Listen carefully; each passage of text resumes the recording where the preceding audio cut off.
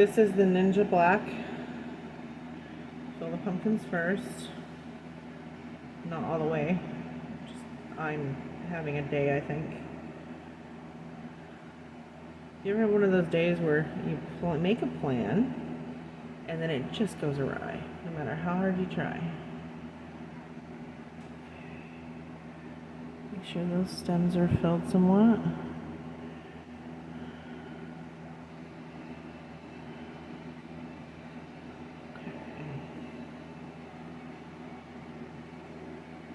It's good to have a level space, which I will be moving these very carefully.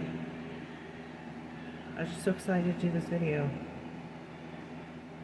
I was like, oh, let's move it. No, you can't move it unless you have something sturdy. We use light boards. You can use clipboards to move stuff too. We have a glass cabinet because we found it's a little bit more.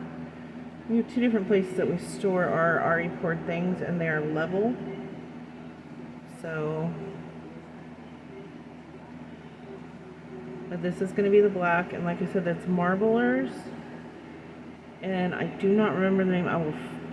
There will be a link in the description where you can get the Marblers black that alters colors. And yeah, I'm making a couple black pumpkins because just why not? Oh, I forgot to do those. That's why. Yeah, for the best. Okay. Yeah, it's gonna be one of those days. This way you can see in comparison what they are. And this will take about 12 hours to set. And then I'll be able to show the colors. What the black does to interference, among other things. Also, this video is to show you what those little things do. Can't believe I did that. Is what it is. Yeah, this is just the way it goes. Sit that there. Okay.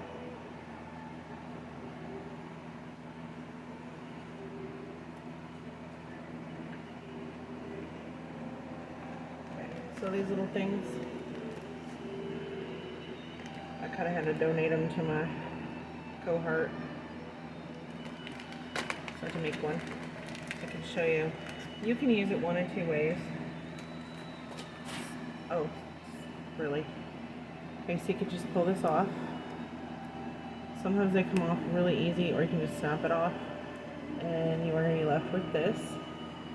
And what you do is to keep the bubbles, especially on things that are not curved, is you just go along.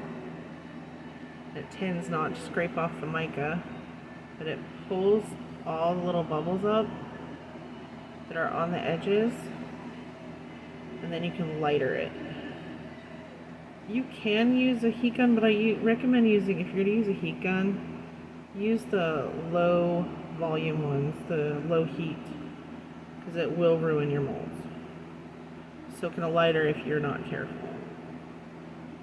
But that's what we use these. You just go along the edges and try to, kind of dissipate the bubbles.